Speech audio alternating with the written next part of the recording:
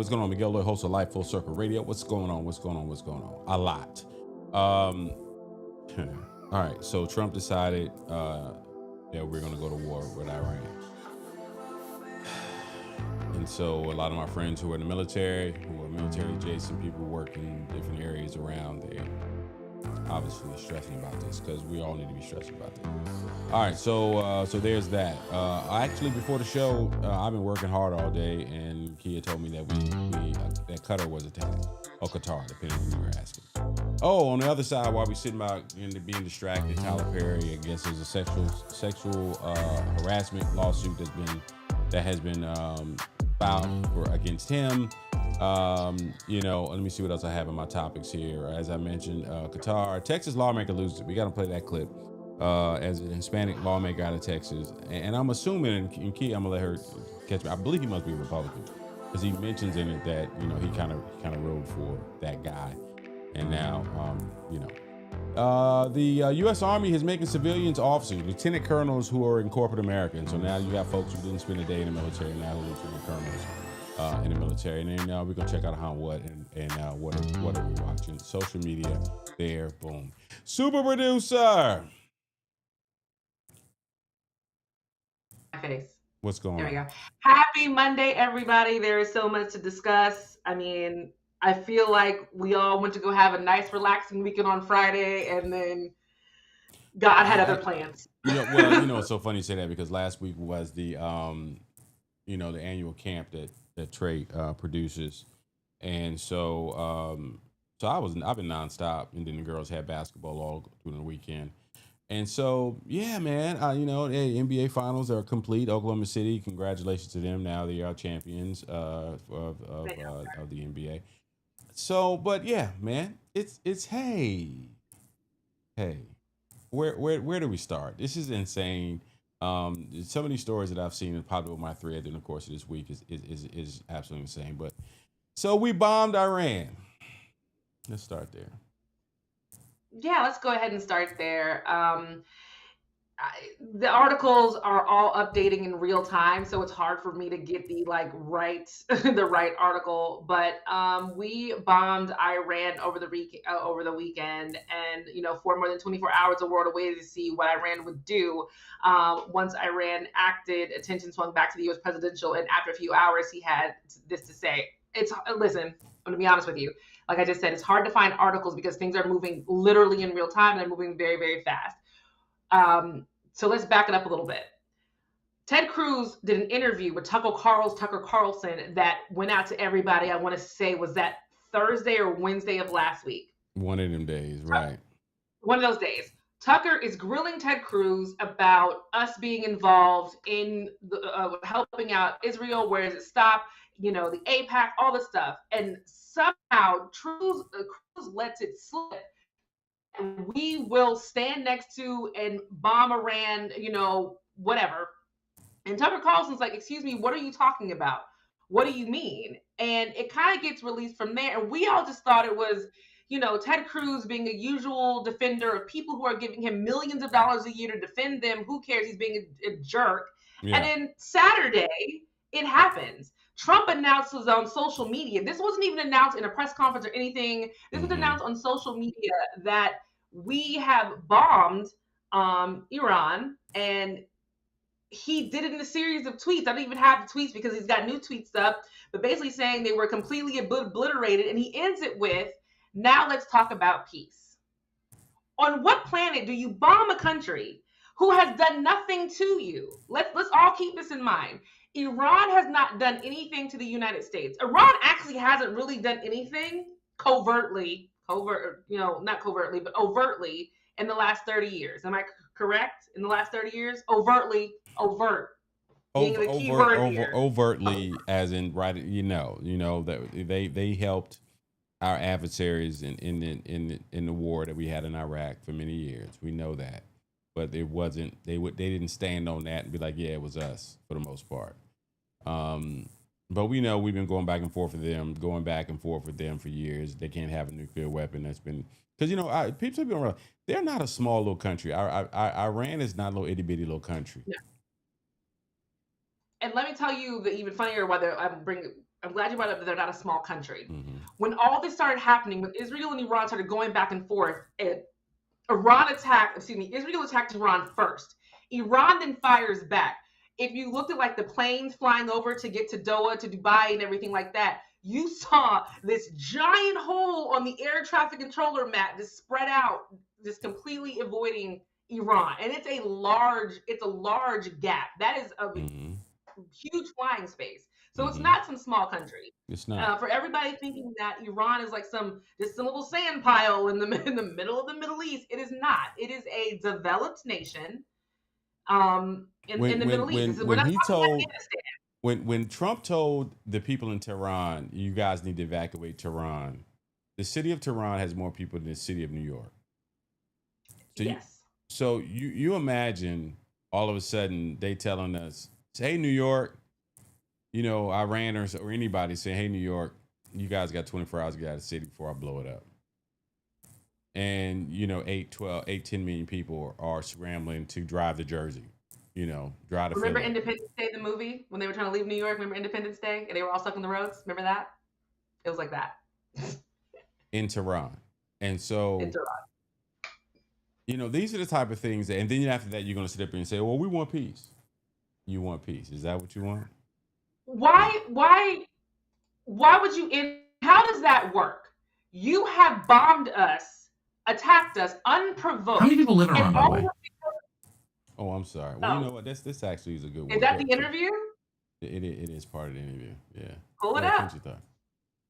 Okay. I finished my thought while you were pulling it up. Yeah. You attacked us unprovoked, all because of our nuclear capabilities. We have 3 sites that we have. Why is it okay? And no one has answered this question. Why is it okay for Israel, who's a tiny country the size of New Jersey, is apparently?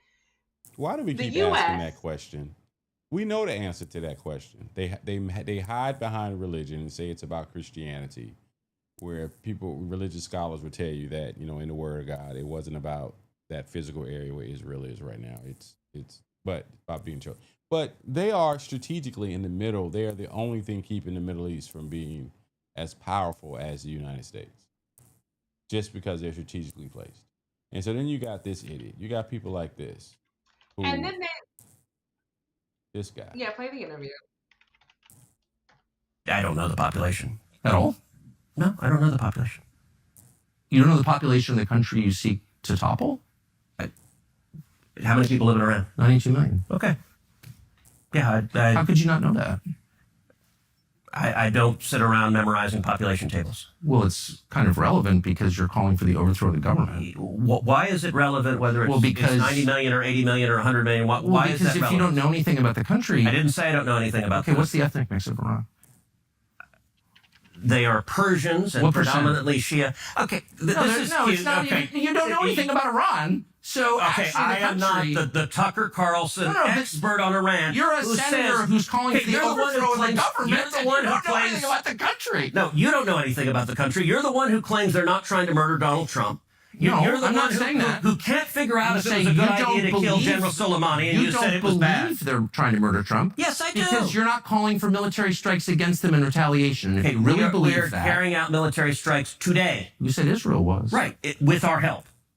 I said we. Israel is leading them, but we're supporting them. Well, you're breaking news here because the U.S. government last night denied, the National Security Council spokesman Alex Pfeiffer denied on behalf of Trump that we were acting on Israel's behalf in any offensive capacity. No, we're not bombing them. Israel's bombing them. You just said we were. So that was the day before we bombed Iran. We're at the point that Tucker Carlson. We just played a clip from Tucker Carlson, and we're kind of like, Tucker Carlson's right. And so it's Candace Owens. Candace Owens has been saying the same exact thing. I mean, she's been a little bit more anti-Semitic about her commentary, of course, but they've all been saying the same thing, that the United States has been overly and almost inappropriately loyal to Israel. And how long is it supposed to take place? How long are we all supposed to be okay with a foreign government having a lobbying agency in the United States, which it does? The AIPAC is a lobbying firm for Israel. And We are everybody's been cool so with this far for beyond being clutching our pearls when it comes down to the Israel and U.S. relationship. We're so far past that crap. I look at this nonsense, and you know, Ted Cruz to be so flippant about not knowing how many people he wants to annihilate in Iran, to be so flippant when for Tucker Carlson to say, you don't even know how many people are there of a country that you want to destroy and topple? you know the ethnic makeup of these You don't people. know the You're ethnic guessing. makeup of the people who are there. They're Persian. Ooh, what they do? You guessed. But what's the default? The default was to say, but they want to kill Donald Trump. That's that's like the default to say, okay, that's going to make everything that they say. If that's the metric, then there's a lot of people here in other but countries. That's just it. The point being is that they act like the days of us looking at the United States, which most black folks are not there, but now you're starting to get everybody to that point. Just because it's the United States doesn't mean we're right. And now we're at this point now where it's so blatant and it's so, my God, the stuff that, oh my God, I got to get it together. Today is just one of those days where I'm just like. And listen, Miguel may seem like he's stuttering. I have been there too, but there's just so many nuances to this situation. Fast forward to now, where we bombed them. Okay, now fast forward to Sunday and Monday. For some reason, Donald Trump thought that they were just gonna, I don't know, do absolutely nothing. And he actually thought that they were gonna give in and come into peace talks and surrender, whatever that means in his mind. And that's not what happened. They have now attempted to attack U.S. air bases in several other cities, in several other countries. We are now putting our U.S. Military members people have to in understand danger. How close Iran is, and how we have military that are in Qatar, and we have military that are in Iraq. We have military that are in that side of the world, and so now we have to go support them, because Lord knows if they attack the military, we don't have a lot that's there, but if they attack the ones that are there, it's on. It's and with this guy in office, the level of I just don't know what his, and then you got people like this guy who works for him, right? Where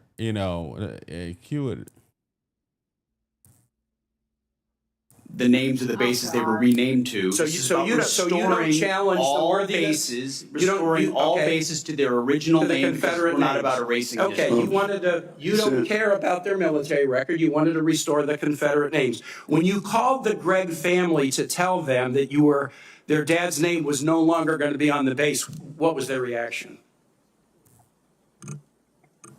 Senator, the Army notified them of that. You didn't call any of the families, and I've spoken with the families, and the families were called by the press. That's how they learned about this. They learned about it from the press. You didn't call the Barfoot family, the Gregg family, and you didn't call the Adams family. So this is a conversation that with Pete Hegseth being at a committee hearing. There was a time where we thought folks like John McCain were the other side. People like Mitt Romney, we were like, that's the other side. Like it to me, and it's so crazy that these crazy leaders are such a minority, but so many people are following people like Hegseth and Miller and some of these others. And then this is another situation recently. This gentleman, and I feel it's bad for him. Did you find out the senator's name? This state representative in Texas, the history behind this guy? This brother's my whole goddamn time listening to y'all motherfuckers. It pisses me off. None of y'all motherfuckers know this shit. You're my friend, man. I love cowards. You. But this fucking hurts. The shit that happens on this goddamn floor hurts. I can't go hang out with I can't drive. My brother, my cousin. Okay, I can't take them anywhere, bro. I can't go to a boiler. I can't go to. I can't go to a baptism because my community's being attacked.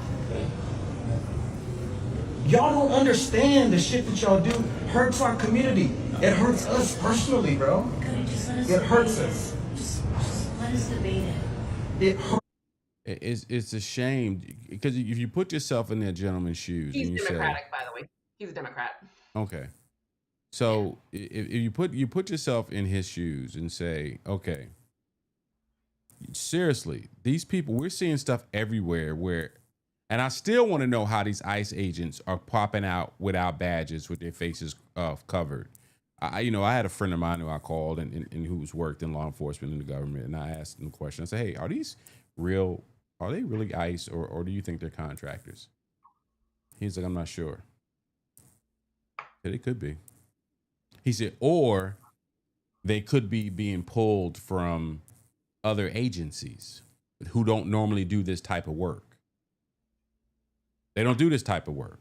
And so they're covering up their faces to shield the fact that, when they go back to their regular government law enforcement jobs, that they won't be associated with this. And then it's like then you have, it's just insane what we're seeing right now. And I said to myself, they are really at a point that they're trying to purge as many people from America as they can.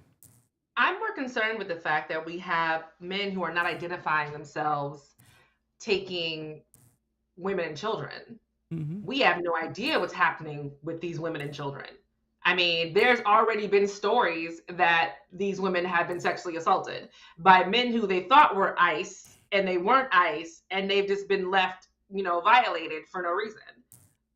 There's never, not no reason, it's a horrible word, but you know what I mean? They think yes, they're being taken. They're already scared. They're already upset. They're already frightened. And now come to find out you're not getting taken about ICE. You're not getting taken to a facility. You're being taken by some man and attacked. That is the problem with not identifying police officers, because right. this stuff starts to happen, you know, and I'm glad that a lot of businesses are realizing, oh, I own this building. I don't have to let you in unless you show me a warrant, because unless you have proof something's happened, and a lot of people didn't realize that. Right. They were just being like, oh my God, the law enforcement officer is here, or they're coming in under some false pretenses. Okay, we'll let you in. That's why now they are going to these immigration hearings, because now more business owners are like, no, you're not bringing your ass in here. The Dodger Stadium was like, no, you all are not coming in here unless you guys have warrants or whatever. You're not coming, and they're not showing warrants. No, they're not showing anything. They're not giving badge numbers. Right. And again, if you watch as much body cam footage as I do, they absolutely legally have to identify themselves by either their badge number or their rank and last name. That is the law. But they're not doing it. That's the problem. They don't care about the law. And that's the part when I hear people say what's illegal and what they can't do, but they're doing it. They're pulling up in Kias that they didn't confiscate from somebody. I refuse to get arrested by somebody driving a Kia. A Kia, what else? A Ford Focus. Anything. They're pulling up. There was a time you used to always know. Like, I've always, as a black man, I've always known. Topic. Okay. Right now it's the Ford Explorers. Yeah. And so, we go through these phases that get these American companies get these big contracts. If it's Ford Explorers or Dodge Chargers or whatever. Chargers, yeah. You pretty much know what. But now somebody's doing, and I saw somebody put a video up the other day who was an attorney that said, and showed a video and showed like it was like a Toyota mid-sized SUV with lights on it, and he was just like, "Do not stop for this car." He was like, "No, call the police. Call the police. Drive to somewhere safe." Or call the police. Do not stop, because they're kidnapping people. And you can buy these lights off of Amazon. It's impersonating a police officer. That's the problem. You're impersonating a police officer. You got the lights and sirens. You got your little badge on your big fat belly. I saw one today at the car wash. The guy was so obese. That's the one I saw. Who are you running? I'm not running from you. I might trip you to see if you fall. I'm not running from you, fat man. Like, how dare you? How dare you do this? So it's just, we're in a very scary time for people saying they're all here illegally. That's why they're getting deported. They cross illegally, blah, blah, blah, blah. What about the U.S. Marine interpreter who was invited here by the United States as a gift for everything he did during 2 wars? was invited here, and his family was invited here, that was then arrested at his standard hearing that he had been excited to go to, because this was a gift to the U.S. for everything that I've done. It's for me to be a naturalized citizen here. Right. And he got taken by ICE. It's no longer about criminals or you crossed the wrong way or blah, blah, blah, blah, blah. It's not about that anymore. It's about quotas and it's about heartlessness. These people are heartless. They do not give a damn. They don't care. They ran out of criminals a while ago to arrest. Like, it stopped being about criminals. That's the thing. That's the thing. If you really, really want to go about finding criminals, are you guys that bad at your job that you can't find real criminals that happen to be illegal aliens? Forgive me for saying alien, illegal immigrants. You know, but they're going after what's easy. You're going to car washes, going to grab people selling flowers. Home Depot. Going to Home Depot. You're going to immigration hearings that they're going to get their citizenship. This is what you add. This is what the law says for you to do. It's like catching fish in a barrel. You sit up and sit outside of an immigration hearing, watch a judge say it's a continuance, which means at that point, they're still illegal. And so at that point, they can snatch them up as they're walking out of a damn hearing.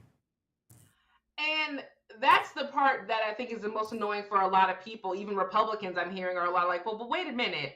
If just because they didn't go through the door, and I think it's a lot of people's issue, they didn't go through the door the right way, so they broke in here. America is not like a house. I know everybody keeps trying to compare it to a house and the open door and this and that. People have to get where they want to go, how they need to get there. That's just, I know that sounds crazy to say. They didn't go through the checkpoint. They went through another way. They hired coyotes to take them across the border. We hear about them doing that because they just want to get here. And most of them, from what I've seen, they get here, they go to the nearest immigration office and at minimum get like work papers so they can work.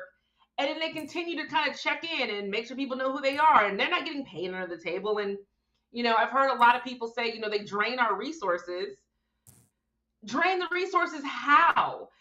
They're contributing to the economy. When they're contributing to the economy, they're eating and they're buying groceries, they're paying taxes, they're not getting any benefits from the fact that they're doing this stuff. It's just a bunch of people who don't know what they're talking about and they don't care.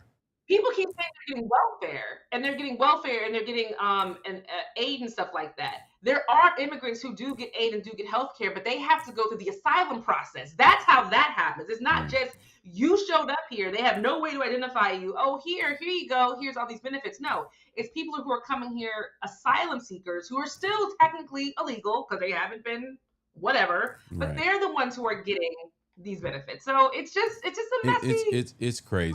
It's crazy. And so then, you know, and then while they're punching us in the face with their left hand, they're stacking the deck, you know, with their right. You know, and this story that I saw yesterday was crazy. They're giving citizens, and that it is not a top of the page headline story across the country, but the U.S. Army just swore in 4 tech executives as lieutenant colonels. The CTO of Palantir, Peter Thiel's company, the CTO of Meta, Mark Zuckerberg's company, and OpenAI's chief product officer and former chief research officer, the company belonging to Sam Altman. These 4 men are all now 1 rank away from a general, second in command for field grade officers. There are 16 ranks lower than a lieutenant colonel, and these 4 untrained civilians just leapfrogged over soldiers who have dedicated their entire career and lives to the U.S. military. Apparently, these men are going to work on targeted projects to help guide rapid and scalable tech solutions to complex problems. A sentence that means absolutely nothing, because clearly this is just a way of giving these companies access to top secret information without them having to go through any pesky background checks. And if that doesn't scare you, it really should.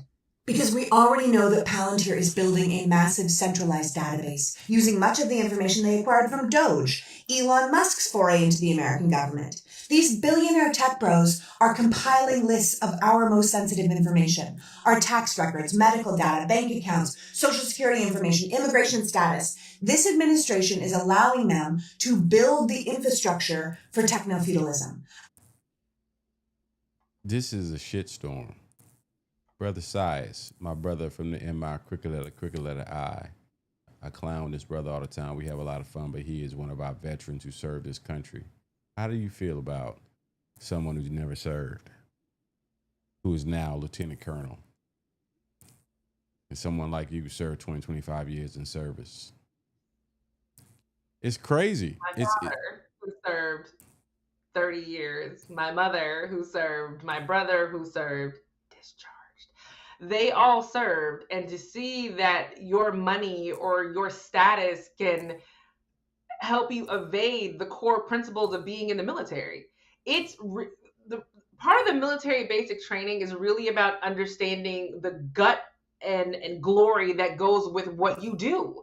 That's why you do basic training. That's why you go serve in these different countries. That's why you learn all this stuff and you do this and you do that, because you're really learning what it means to serve your country from the bottom up. That's why they start off as grunts. Yeah. And they work their way up to the top for a reason. You learn the culture of the military, and to think that someone who probably doesn't even know how to properly salute is going to have to be saluted by thousands of qualified men and women in the military. And why couldn't these men go and get clearance from the NSA? Tulsi Gabbard ain't doing shit, clearly, because Trump don't even agree with her. She ain't doing nothing. They could go to the NSA. They could go to the CIA and still get the same information from there that they could get from military intelligence, because these military intelligence are shared at a certain clearance level. Yeah. Am I wrong? Am I blowing smoke? I'm not going to say you're wrong or right, but it makes sense. It makes total sense that that's the case. But I think a lot of this stuff, everything about Trump and what he does is a TV show. Everything is about distraction. Everything's about to grab people's attention. And that's what they've done at the detriment of our country. And so it's you look at this stuff and you say, I don't know where, we just 6 months into this term. 6 months. 6 months. It feels like we've already been through a year. And when if we think of everything, when everything gets pulled together, it just feels like so much bad has happened.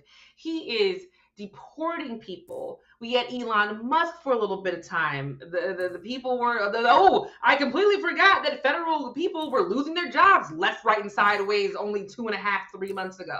Right. We've got the Real ID coming out. We're saying trans people don't really exist. Oh, and don't forget, recently he said that on Juneteenth that America has too many holidays. Too many holidays. Can we stop on that really quick? Do you mind? Go ahead. Okay. The United States is the only developed nation that only allows their employees or workers to get 12 holidays for the United States holidays, and maybe 5 to 7 days as a corporation, paid time leave. Other countries, Paris, Germany, England, Japan, India, Portugal, I could keep going on the list of countries. Their employees not only get all the national holidays, but they are guaranteed all either between 25 and 35 days of paid leave from the company. That is built into the company. So for him to say we get too many days off, we're practically a third world country when it comes to how we treat employees. So that whole thing about him posting it on Juneteenth and saying that really annoyed me, because I think about friends I have who live overseas. My friend Verda, who I went to high school with, she moved overseas with her husband. I think right now they're living in France. She is able for 2 months to go on vacation with her kids and her husband. Like, they save up their time and they go on vacation for 2 months and travel around in RV and all this kind of stuff. They enjoy life. I could never do that. They enjoy life. Right. Yeah, there's that. Right. There's that. Right. So. Right. But you got this guy who chooses to make his statement on Juneteenth. And golf. You got big nerve when all we see you do is golf. There have been several tragedies where he's been on the golf course. He's like, oh, well, I'm sorry this happened, but I couldn't miss this golf tournament. But soldiers, was that when remember when the soldiers died? And right, he wouldn't even go see their bodies? Correct. The other president from the other country did and was at the airport crying. Our president couldn't even leave the golf course. So there's that. All right, let's move on to the domestic front and get into the muckety muck. I'm not gonna hit you. No, I don't think this is How What. Is TP How What, or is this outside of How What? What are we doing? I guess it's How What. Well, yeah, sure, it's How What. You want me to read the tweets? I can't read them tweets. Welcome to How What, ladies and gentlemen, and we will be talking about the fact that Tyler Perry is being sued for $260 million for a sexual harassment lawsuit. The filmmaker and actor was hit with $260 million sexual lawsuit and harassment lawsuit on June 13th.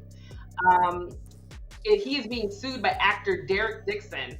The two first met when Dixon worked at the opening party for Tyler Perry Studios. That means he was a cater waiter, just so everybody is understanding that.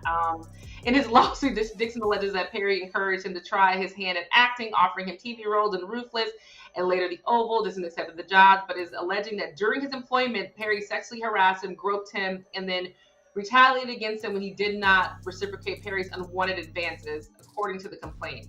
Perry, who's reportedly worth $1.4 billion, said through his attorney that he let someone get close to him, but that he now considered the relationship was nothing more than a setting up scam. The full lawsuit, I won't go into the full lawsuit, but it basically claims that according to his 46-page lawsuit in Los Angeles filed earlier this month, Dixon says Perry first took interest with him in September of 2029 while he was working on Perry's, let's go past all of that. I don't care about that. Dixon alleges that once in his employ, Perry used his considerable influence in the entertainment industry to create a coercive, sexually exploitive dynamic. Dixon claims that what started as a promise of a career advancement and creative opportunities, such as producing pilot and casting on shows, became a place of sexual harassment, assault, battery, and professional retaliation when Dixon did not reciprocate Perry's unwanted advances. Okay, so let's just dive right in. I read the text exchange between Perry and Dixon. Whatever lawyer put Dixon up to this is a jackass. It's the same. The text message to me look inappropriate only because Tyler Perry is the boss, and Dixon is the actor, and there's a power dynamic there that is just never going to be balanced. Cool, fine. But Dixon is actively flirting and talking to Tyler Perry. They're having normal conversations. It's graphic, but it's not like, it's normal conversations you have with somebody that you're interested in. To me, maybe I'm wrong, maybe I'm biased, but he's making it seem like, and he worked for Tyler Perry up until, 2024. And he's been in several of Tyler Perry's shows, but he's saying working on the set with Tyler Perry has given him anxiety and this and that and blah, blah, blah. And you know, me, I'm someone who suffers from anxiety and panic attacks, has since I was 13. 13. And the designer anxiety everybody has now is not what I deal with. The designer anxiety, what does that mean? Because it's popular to say you have anxiety now. It's a mental illness that everybody can get behind, and it's popular and it's cool to have anxiety and to deal with it and to tell people like, oh, I can't work right now, I have anxiety. Oh, I can't be in this room with you, I have anxiety, and anxiety. That's what it seems like now, is just the go-to word when I'm out for something. As a 13-year-old child who dealt with anxiety and panic attacks, I didn't have no out. I was having full-blown hives and rashes break out on my body and couldn't be in certain rooms and was pulling my hair out. So yeah, anyway, that's a whole different conversation. But I, you know me with this TP stuff. I tune out. I know. I tune out. But what you're telling me now is that, because here's everything, the constant conversation about Tyler Perry's sexuality. I guess this is, from what you read, this is, there's no question now. Is that? He been gay, and he been gay. I'm not. He's gay, and that's the funny thing. I think if everybody thought we were gonna be like, oh my God, Tyler Perry's gay, I haven't heard one person say that. Not one person was like, oh my God, he's gay. Everybody was like, ew, he's with a white guy. That's weird. I don't understand it. Oh, this is a white guy. He's white, yes. Shows how much I'm paying attention, because he has a type. He usually casts a bunch of light skinned guys that are always in his, and people have said that's his his fate. They're saying that the other victim he has is Christian Keys. And for those of guys who don't know Christian Keys, he's been in a lot of Tyler Perry plays and a couple of Tyler Perry shows. And Christian came out, I want to say a year ago, and had like the YouTube video or on the Instagram videos claiming that he had been sexually harassed by somebody powerful. I always assumed that person was Diddy, but it could have also been Tyler Perry at this point. So do I think that Derek Dixon has a claim? Not for $260 million. I don't. I really don't. That number is wow.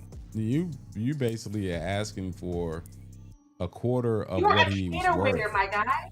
You were a cater waiter, dude. You asking for a $250,000 of what he is worth in a lawsuit. That's, I think, how much did Cassie get? Like $30 million? Cassie got $30 million, and Cassie got $30 million because she was promised a career. It wasn't gonna happen, but at least Cassie was a singer and was promised a career that just never came to fruition and was being held in the hands by Diddy, but he did other things to her. Mm-hmm. You were a cater waiter who then became an actor because of Tyler Perry. Mm-hmm. And now you're acting like all these roles have been denied you because you wouldn't sleep with him, but you're a cater waiter. And how was that worth $260 million? $260 million. Sir, please. I hope I know Tyler Perry is not going to settle out. I kind of hope he doesn't settle out of court because this is whack. But I do feel like if we're going to bring these sexual harassment claims up against people, it can't be about he made me uncomfortable in text messages. There were a power dynamic. It really needs to be, I had a fear and he kept threatening my job. Like, you work for this man. This all happened and you started talking to him and quote unquote dating him in 2020. You didn't leave the job till 2024. During that time, you didn't feel like you could go to another studio, a new agency, a new manager, nothing. He had sex with you one time. Apparently they had sex one time. And then the next day, Tyler Perry told him, when I'm at work, we're at work, it's Mr. Perry. It's Mr. Perry. I'm the director. We can't be seen, whatever. We just need to be professional and serious. Dude, welcome to being a woman after you sleep with your boss. We've all been there, and no, it's not fun, but it's what happens. All right, let's move on. Okay. Here's the thing. When you bring up the Tyler Perry conversation, this is how it always goes with me. We've had this conversation for 15 years. And I've always been on the same side of the Tyler Perry conversation. Always. He cannot write. He cannot write. He is gay. The plays are Chitlin Theater. I'm going through all the comments I've made throughout the years. Like, I have not changed my stance on Tyler Perry whatsoever. Outside of the fact, he is a studio owner who pays his actors what they are worth. I will never take that away from him.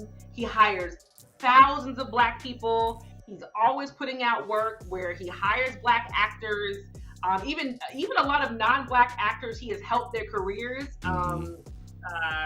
I Can Do Battle by Myself, the Latino actor in that series, who nobody really knew that well, is now one of the agents on Criminal Minds and has been for the past 6 years. So he has helped launch a lot of careers. What's the Hispanic girl Hispanic woman, is it Sofia Vergara, I think her name is? It's Sofia Vergara, yeah. She started off in Tyler Perry films, yeah. Right. And, I don't know if she started, but she definitely got catapulted by coming in and being in Tyler Perry movies.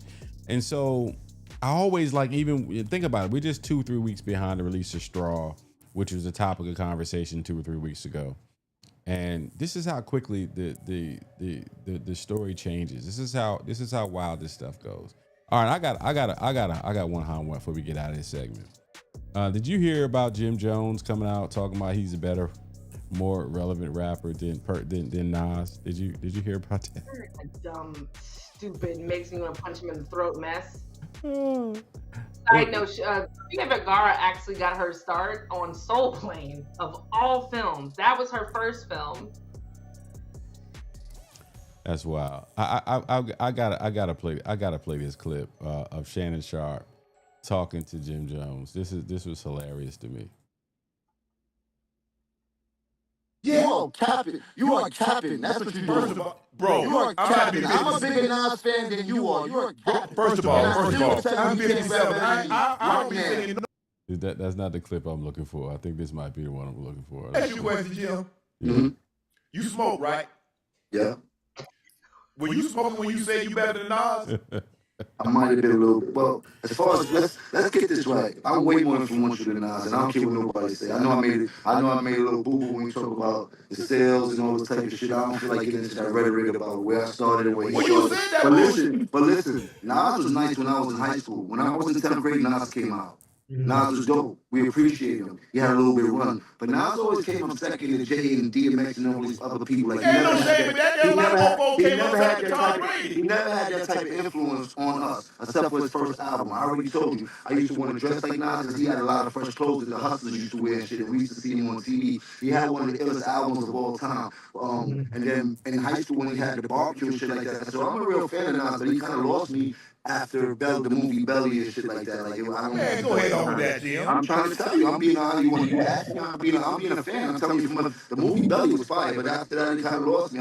I think we was way too much into the game. Remember how this goes? Let's not. You ever heard of a Kofi list? Yeah. Yo, go back into your history and find out what happened between us and him. You dig? And I'm not trying to repeat history, but don't play with us when it comes to that, bro. We already went wild on them boys. You heard? We the ones that went wild on them boys. You heard? Hey, Jim. Yo, and people out here acting like I said I'm gonna bring the Kofi list back. I just told you I'm gonna change that. Jim Jones has to be. He's a 50-something-year-old grown man still wearing his hat to the back, still wearing baggy jeans, and still wearing multiple chains, still wearing wife beaters, a shirt you can wear at the house, still not married, been with his girlfriend for 25 years. Jesus. Jim Jones, like Shannon Sharp said, "Man, you smoke, right?" Would you high when you said that? Are you a crackhead? Like Judge Joe Brown, are you a crackhead? Like literally in 2 weeks, if I'm in town, I might go see Nas play with the Symphony here in Atlanta. Oh, that sounds nice. But make sure we stay on topic. Jim Jones has lost his rabbit ass mind. You have one song. Jim Jones has one song that everybody knows. Nas has multiple A career songs. that everybody knows. A career that everybody knows. Right. And you brought up Belly of all things. That's Right. He's been in one movie. Nas has been in one movie and Nas came out in 1992. It is 2025. I got to do math on how long Nas's career has been. Right? And he still looks like he's 30. Like, he's been out for 30 years. And I look, and Nas is hanging out with Jay and LeBron and the Black Billionaire Boys. Jim Jones, you hanging out on podcasts. Well, let's stay on the Black Billionaire Boys. Rumor has it that Jay-Z will be headlining the next Super Bowl. And somebody got online and said, Jay-Z, why? I don't think anybody can name 5 Jay-Z songs. People were like, are you joking? I can name. Most people can name 5 Jay-Z albums. And you talking about 5 Jay-Z songs. There are some people that are so freaking delusional. About me. Mm-hmm. A quick fact about me that people may not know, there is one hip hop album that I will listen all the way through. I do it at least once a month from start to finish, and it's my favorite hip hop album of all time. It is Jay-Z's American Gangster. It is my absolute favorite hip hop album. It is my favorite. It's a hell of an album. Yeah. I know is my favorite hip hop song of all time because of the wordplay and everything. So that alone. And me, I am a 40-year-old housewife mom, and I'm like, if he performs, I hope he performs my songs from that album because there's like 4 of them I've got to hear. So right. It's Hello, crazy. Brooklyn?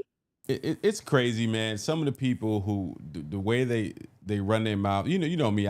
Always if you want to get under my skin, tell me what everybody doesn't do. Everybody does do. Nobody do this. Everybody does that. No, and hell no. But when it's all said and done. For you to sit up here, Jim Jones, and say that you're more influential than Nas, who's in a very elite conversation of the best MCs in the history of hip hop, you ain't nowhere near that. Like, ain't nobody running out here. What is it? We fly high, ballin'. Is that his song? I think that's his only song. That's it. That's your career. That's your career. While Nas is 30 years in the game, still winning Grammys, and not because. I look at this stuff, but there's some people out there who screaming and will argue to the grave. They'll sit up and say, Jim Jones might be, I don't know. No. Jim Jones will never be him and Cameron. You will never be. I'm glad Cameron has a very popular podcast. I think somebody's actually about to put it on a podcast network. Sure. Congratulations. But you're not Nas. You're not Jay-Z. You're not Mos Def. You're not Talib Kweli. You guys are not those guys. These are guys who can go act for a little bit, do a concert, and it's sold out. Like if Mos Def came out and did a performance right now in Atlanta, like a pop-up. Mm-hmm. Thousands. It would be sold out in less than an hour. People would go see that. Right. If And don't get me wrong. Now, don't get me wrong.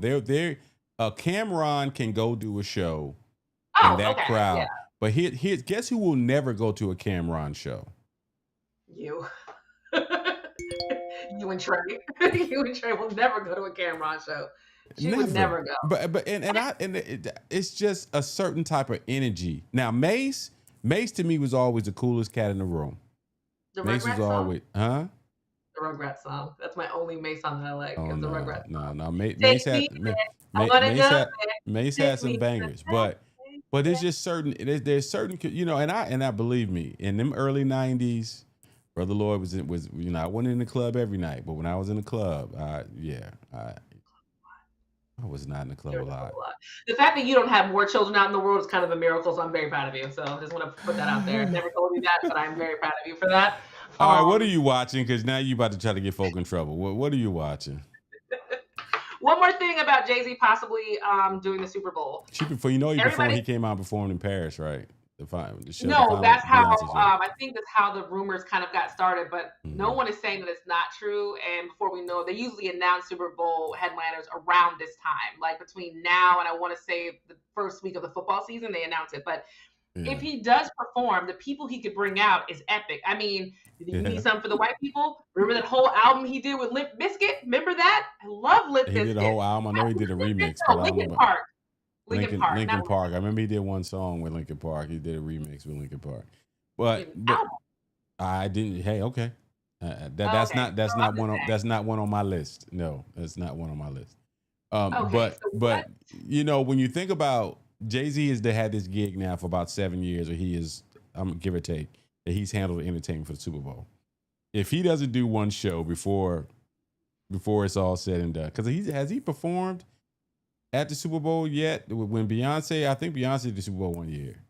No, I don't think he's performed it. The one he performed at was, remember back in, I don't even remember the years, when Britney, Justin, Nelly, Jay, all of those people performed. This was a long time ago. You remember at one Super Bowl? It was one Super Bowl. It was Britney Spears, Justin Timberlake, Nelly, and I think Jay-Z came out with all of them. And I think it might have been when Kanye was normal? That's been a long time. It was a long time ago. It was a long time ago. So, in this climate, for Jay-Z to go out there and say he's going to do the Super Bowl a year after Kendrick Lamar did it, this might be it. We got to stop with the blackity blackness. So we need to let one white person bring back Nelly Furtado. I'm fine with the Nelly Furtado at the Super Bowl. I can tolerate that. Whoever else is out there, you want to sit up here and piss off the podcast bros. You let Jay-Z go out here and right behind Kendrick Lamar and get the Super Bowl. But who else wants to do it? That's another thing people don't realize. When you do the Super Bowl, it's not like they give you a bunch of money and say, hey, here's $10 million, make this a great show. It's like, but it's a great promotional tool. There's no better promotional tool. Think about here's what we probably know. If Jay-Z does a Super Bowl, there's going to be a world tour with Jay-Z coming within the next 90 days after that. It'll be a new album and another tour. And it's time. But what other white artist really needs it right now? Like Sabrina Carpenter, you ain't got enough songs for us to care for anybody to be wanting to see you. I'm surprised what's her name hadn't got a halftime show. The one who dates the football player. The girl who dates the football player. Taylor Swift have already said she's never going to do it. It's not worth it for her. She has said it. It's not worth it for her to do it. It's a lot of energy and stuff, and especially now when your boyfriend could be in the Super Bowl and you perform it, that takes the fun out of it, don't it? So there's no way she's going to perform now. So anyway, what are we watching? Let's get into what are we watching so we can. So funny you mentioned American Gangster because I think we just wrapped up this season of Godfather of Harlem. I think that was the final episode that we just watched yesterday, and of course Frank Lucas was introduced this year, which was, of course, Denzel Washington played Frank Lucas in American Gangster, the album you just talked about. And it's interesting because there was a scene where Frank Lucas, as a young Frank Lucas, was wearing that same chinchilla coat that was in American Gangster. Yeah. That was an Easter egg that they dropped in there. Are you watching that at all? No, I don't have Stars. It's not on Stars. It's on something else. MGM. I don't have any of the. I have Max, Paramount, Peacock, Netflix. That is what we have in this house. And here's the thing, and we kind of go in and out. It's seasonal. If something it ain't nothing popping right now, you cut it off for a couple of months and go put something else on. That's what Stars do. Stars do. They know when new shows come out, that's what they promote the heck out of Stars. Like $10.99 for the year. Just come over here for a couple months before you cut it off. Just come over here and come watch your stuff, and then you can go. It's fine. Yeah. So we've been watching. Now that the NBA playoffs are over, I guess we've got some mob. What is it? Mob. What was the one? Mob something. What was we? Mobland. Mobland. I guess we'll probably try to catch up on that, and then. The ending is so good. It's already had the end of the season. Okay. Finale. Guy Ritchie. Okay. And then BMF has started back up. We ain't started watching that at all. Shy, that's why I be questioning. You'll be watching no black shows. What black? We're gonna rename this segment. We're gonna rename this segment. What black shows are you watching, Kia? Black shows am I watching? None, not right now. No, there's no nan black show that I don't care. There's not nan black show that I am watching because I don't want to do BMF. And plus I'm really into historical shows. So what I'm watching right now, I am watching The Gilded Age, that has one of my favorite black actresses of all time in it, Audra McDonald, the Broadway actress. She's in it. Felicia Rashard's going to be in it this season. And there's a lot of black actresses in it, but it's a black and white cast on the show. But it's about the Gilded Age of New York and the Trey will be watching that. It's the fashion, darling, the fashion. Yeah, the fashion, and it's a bit too it's a bit too feminine for me. I ain't gonna lie. My brother likes it. My brother and I and my mom and we're now like we watch it at nighttime and then we have a chat in the morning and laugh about it and everything. But we're watching that. We also watched Fubar that came out with its second season. That is Arnold Schwarzenegger's really, really, really, really stupid show on Netflix. It's dumb, but it's a funny dumb, not a dumb. And then we watched the Minecraft movie, which is now the twins' favorite movie, the Minecraft movie. They have watched it 13 times, and the first time of them watching it was Saturday. Well, you know what? I say that. But at 4 years old, yeah, we did have movies that would keep their attention. And so, whether it would have been Shrek or something, I know that was probably Saran's movie that anytime I wanted to get some time to myself, go watch Shrek. They're calling their brother a tool bag, though. That's the only problem. Like, I guess the character calls another character a tool bag, so now they're calling their older brother a tool bag every 5 minutes. I'm like, please don't call him a tool bag, guys. That's not a nice word. That's mean. My God. Peace and a bye-bye.